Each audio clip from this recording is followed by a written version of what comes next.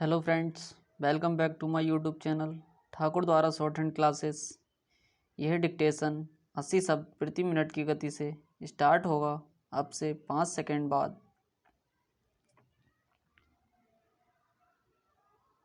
Start.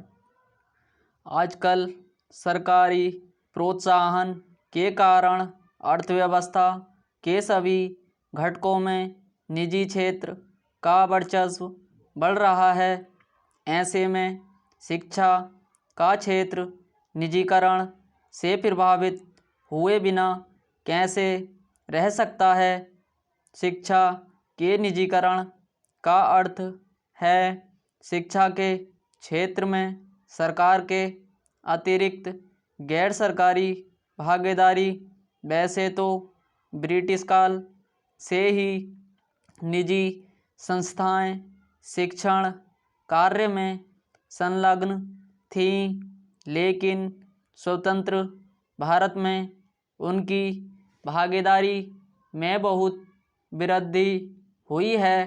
प्रारंभ में भारतीय संविधान में शिक्षा विषय को राज्य सूची के अंतर्गत शामिल किया गया था, लेकिन बाद में केंद्र सरकार ने यह अनुभव किया कि चूँकि शिक्षा प्रत्येक रूप में राष्ट्र के निर्माण में महत्वपूर्ण भूमिका निभाती है, इसलिए यह केंद्र सरकार के लिए भी महत्व का विषय है।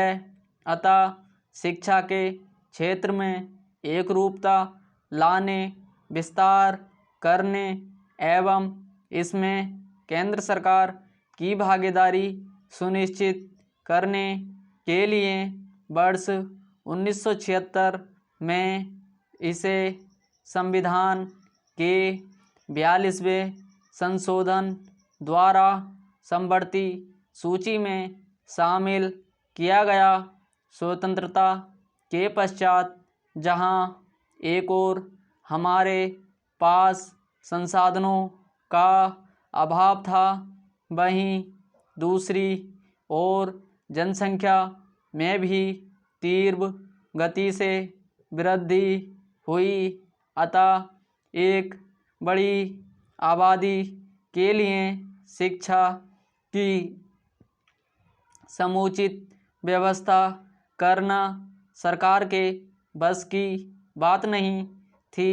इसलिए भारत में शिक्षा में निजी क्षेत्र को बिना किसी अवरोध के प्रोत्साहन दिया गया।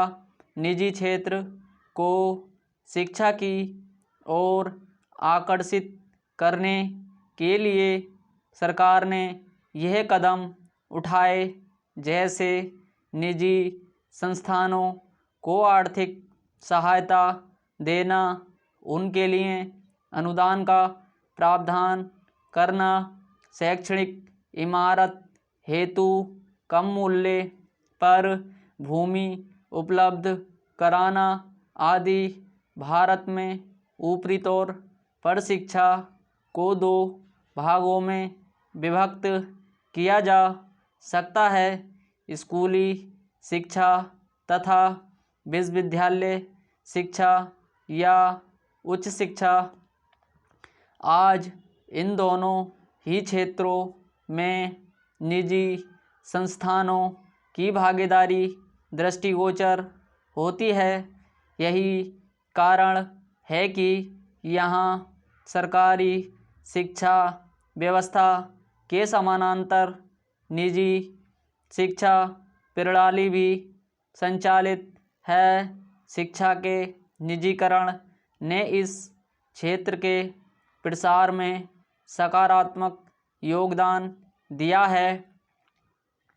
शिक्षा को निजी हाथों में सौंपकर अधिक कार्यकुशलता और उत्पादकता को बढ़ाना, शिक्षित और उद्यमशील युवाओं को अवसर प्रदान करके रोजगार में वृद्धि लाना, सार्वजनिक क्षेत्र के उपक्रमों संस्थानों की कार्यक्षमता में सुधार लाना, सार्वजनिक एवं निजी क्षेत्र की भागीदारी से प्रतिस्पर्धा को बढ़ावा देना, राष्ट्रीय निर्माण के प्रति जवाबदेह बनाना। वर्तमान में शिक्षा के निजीकरण के कारण शिक्षा का प्रसार तेजी से हो रहा है।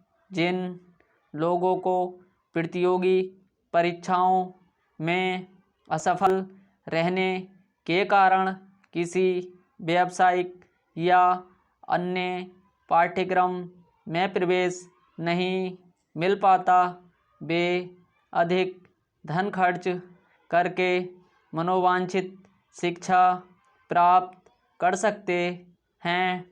इस प्रकार शिक्षा के निजीकरण के कारण देश का धन सकारात्मक कार्यों में लग रहा है। नई शिक्षण संस्थाओं की स्थापना के कारण नवयुवकों को रोजगार के नए अवसर उपलब्ध हो रहे हैं। स्टॉप। इसी तरीके की और वीडियो पाने के लिए चैनल को लाइक और सब्सक्राइब करें। Thank you.